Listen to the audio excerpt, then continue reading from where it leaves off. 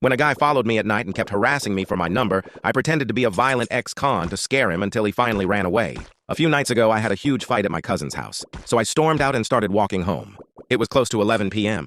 My house sits on the edge of town, up on a small hill, and normally I feel perfectly safe walking back late. Our town is quiet. Nothing much ever happens. But that night turned out differently. I was walking through the stretch where there are barely any houses when I saw a man coming from the other direction. At first I thought nothing of it. Maybe he had just visited someone nearby. He passed by me and I kept walking. A minute later I heard, "Hey, excuse me." I turned and there he was, suddenly right beside me.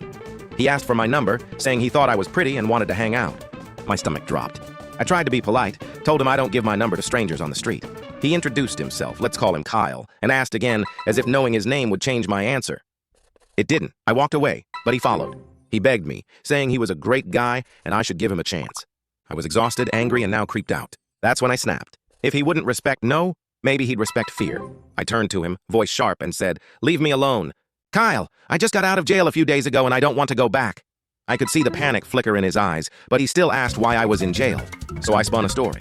My ex found out I gave him HIV, he beat me, and I gouged his eye out with a fork. I told Kyle I'd serve 2 years in prison. Then with a smile that felt almost too wide, I leaned in and said, "Oh my God, you have such pretty eyes. Why don't you come to my house so I can see them better?" He froze, terrified. I grabbed his arm and started pulling. He stammered that he had to go, but I taunted him. "What's wrong, Kyle? Didn't you want to hang out?" That did it. He shoved me off and ran, and I ran after him, shouting, "Kyle, wait for me!" at the top of my lungs. He bolted out of sight, and only then did I sprint home in the opposite direction. When the adrenaline wore off, I realized how badly this could have gone. I was lucky. But I hope Kyle learned one thing. When someone says no, you listen the first time.